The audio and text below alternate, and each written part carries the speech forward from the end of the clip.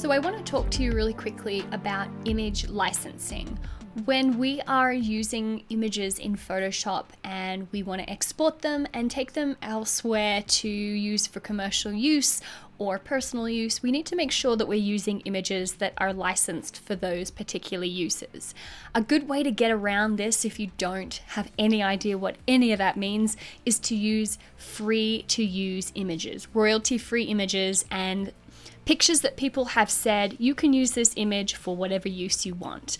I want to give you a couple of resources. I have provided a few images for you in the exercise files for the layers folder, which I'll show you in just a moment.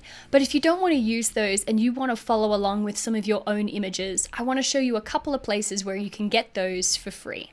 So the first one is this website here called unsplash.com.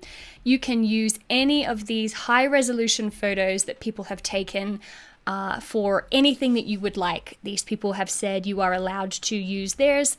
If you select an image that you like, you can hit download for free and it will tell you who you can credit in your credits area. So that's one place to do. You can search for whatever you would like here in the search bar. The next place is Pexels, Pexels.com. This is also a stock photo and video website that you can use for free. The next website is freeimages.com, which is pretty self-explanatory. Again, you can type in any keyword you want. Maybe you're going for a color theme, you're looking for something specific. You can type that in here and search. These images can be used for free. Deathtothestockphoto.com is not fully free, but you do have a 14-day free trial that you are allowed to use, so that's something to check out. If you're using images a lot and you find yourself restricted by other websites, you can certainly sign up to this or Adobe Stock as well if you are using the free trial for Photoshop.